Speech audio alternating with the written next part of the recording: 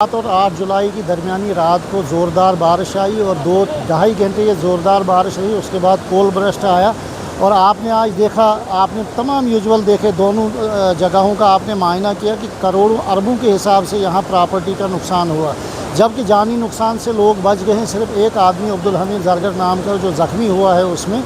तो जहाँ तक सरकार का ताल्लुक है तो वहाँ से अभी बहुत सारी शिकायतें हमें हैं, लोगों को हैं कि सरकार का कोई भी नुमाइंदा जो इस वक्त हुकूमत में है, चाहे वो कैबिनेट मिनिस्टर हों या मिनिस्टर ऑफ स्टेट हैं, वो यहाँ पे अभी तक नहीं आए।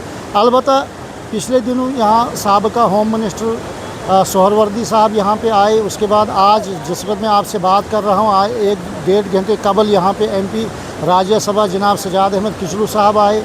साबिक वज़ीर गुलाम मोहम्मद सरूरी साहब अभी यहाँ उन्होंने इस जगह का दौरा किया। इसी तरह से नरेश गुप्ता साहब ने दौरा किया। लेकिन जहाँ तक हुकूमत का ताल्लुक है, हुकूमत जो रियासत जम्मू कश्मीर की काबीना के अंदर और उसकी असम्बली के अंदर लोग हैं, अभी तक उनमें से कोई भी यहाँ पे नहीं आया।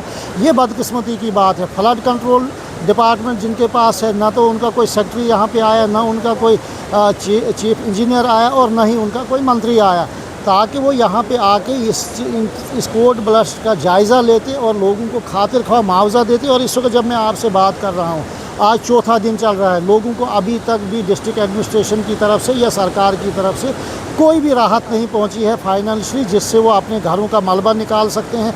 आपने देखा कि दर्जनों मकान जो हैं वो क्रैक हो चुके हैं और 2-3 मकान, 3-4 मकान तो बिल्कुल ख़त्म हो चुके हैं।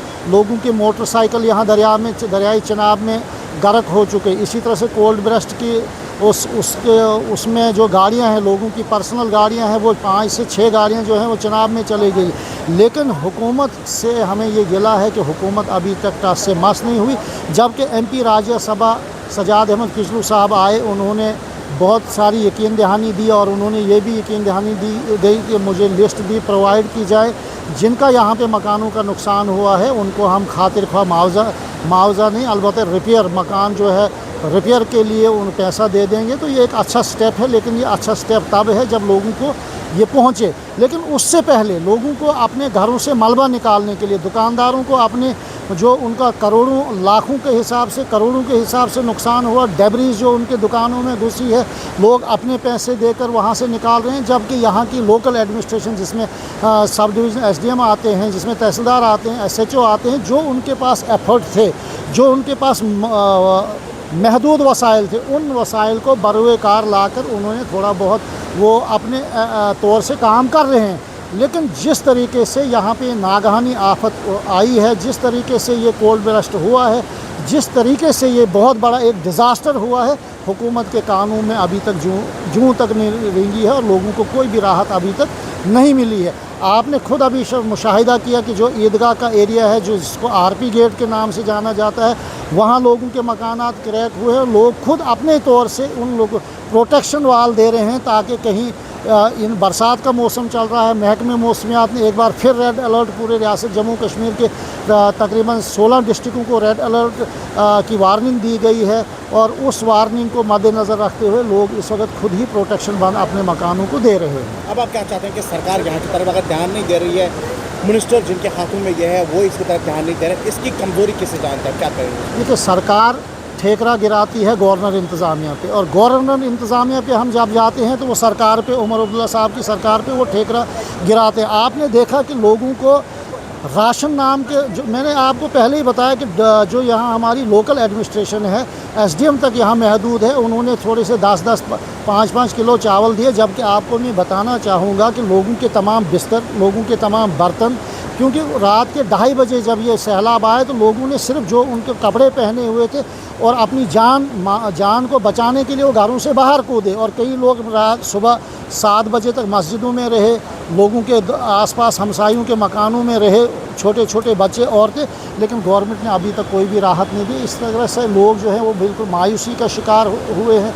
एक लावारिस की तरह से इस चिनाब वैली को इस वक्त हुकूमत ने डाला है। और जब हुकूमत से हम बात करते हैं तो वो गवर्नर इंतज़ामिया पे अपना तमाम जो कमज़ोरियाँ हैं, जो मलबा है, वो उस पर गिराते हैं। और जब गवर्नर इंतज़ामिया से बात करते हैं तो वो हुकूमत को कोसते हैं। ये आपस में ही एक दूसरे को कोसते रहे हैं पिछले 1.5-2 साल से। और लोगों का ये हाल है जो आपने अभी खुद अपनी आंखों से देखा। आपके चैनल की वसातत से मैं एक बार फिर उमर अब्दुल्ला साहब की सरकार से गुजारिश करता हूँ कि जितना जल्दी हो सके एज़ सून एज़ पॉसिबल आप अपना नायब वज़ीर आला जिसके पास ये कंट्रोल है, जिसके पास ये महकमे है, और क्या कहते हैं दूसरे वज़ीरों को जिन फ्लड कंट्रोल जिनके दायरे इख्तियार में, उनको यहाँ भेजिए। वो खुद यहाँ पे मायना करेंगे कि ये कोल्ड ब्रस्ट आने की वजह से जो नुकसानात हुए हैं, और यहाँ पे इसको री एस्टेब्लिश करने में इन दोनों नालों को, और जो हमारा दूसरी जगह है ग्रिड स्टेशन को, करोड़ों रुपया लगता है, जो एक एमएलए तो नहीं दे सकता। एमएलए साहब यहाँ आए, अब मैं चाहता हूँ कि एमएलए को चाहिए था कि ऐसे डिज़ास्टर में कम से कम एक हफ़्ता उन्होंने यहाँ कैंप करना चाहिए था, लेकिन बदकिस्मती से उन्होंने सिर्फ यहाँ एक रात को आए और एक दिन पूरा रहे, दूसरे दिन वो यहाँ से चले गए, और उनकी तरफ से फौरी तौर से लोगों को कोई राहत नहीं मिली, जबकि उन्होंने सिर्फ ज़बानी यकीन दहानी दी। अब देखते हैं उनकी ज़बानी जो यकीन दहानी दी गई है लोगों को, वो समर आवर कब तक होगा, क्या महीना लगता है, साल लगता है, या सिर्फ हवाई वादे हो सकते हैं।